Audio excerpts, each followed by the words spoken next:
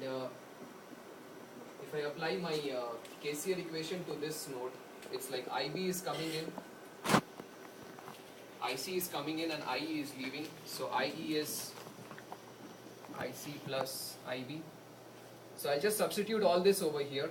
So IE is alpha times IC. This is IC. IB is alpha over beta IC. If you rearrange, you'll get that your alpha is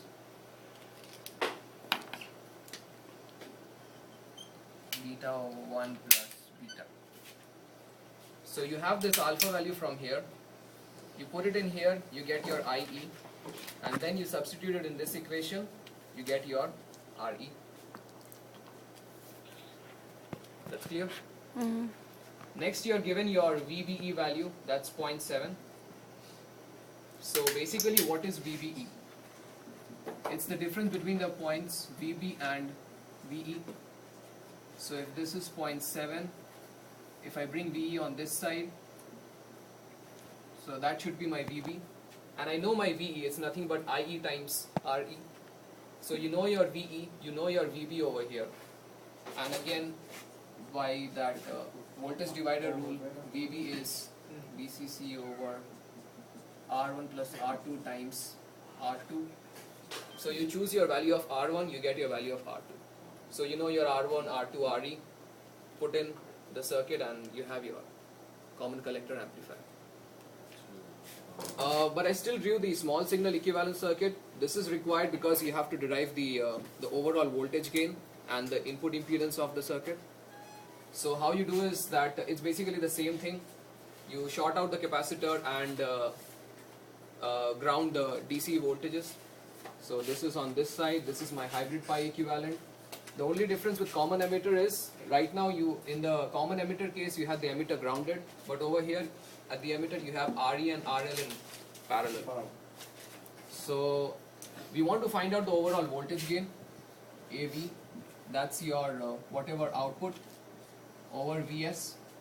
Now how do we find out that? So first we calculate what is my IB, that is the current that is flowing over here. So if I look at this entire circuit, it's nothing but just Vs at this point, and this is V out at this point, divided by the effective resistance of this network gives me my IB. So that will be like Vs minus V out over Rs plus Rb, where Rb is R1 parallel with R2 parallel with R pi.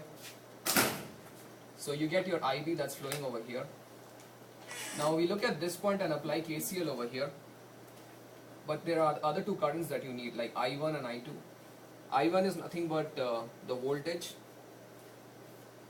V out over the entire resistance, that is Re in parallel with RL, right?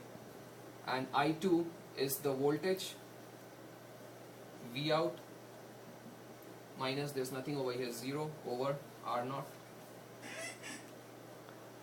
And then you apply KCL at point 1. So what's your current coming in? IB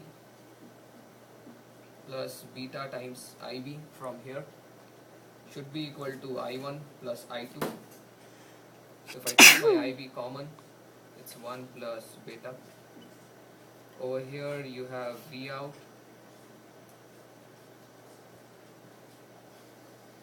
RE parallel with RL plus 1 over R0. And in place of IB you substitute this over here. So this becomes Vs minus V out over Rs plus Rb. So from here you can rearrange and find out what is Vs over V out. That gives you your voltage gain. And to find out the overall input impedance, Rin,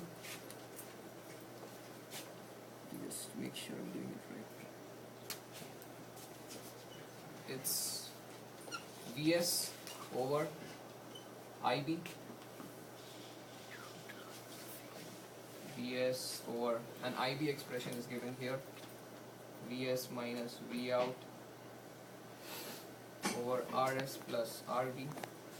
But from the voltage gain I also know what is my Vs over Vout. So if I divide by Vs on both sides, it becomes 1 over 1 minus voltage gain by Rs plus Rv. So you get your input impedance from there. So that's your common collector. And in the pre-lab, I guess you need to find out the expression for the voltage gain and the input impedance. And for the lab, you need to find out Re, R1 and R2. Clear? Any questions?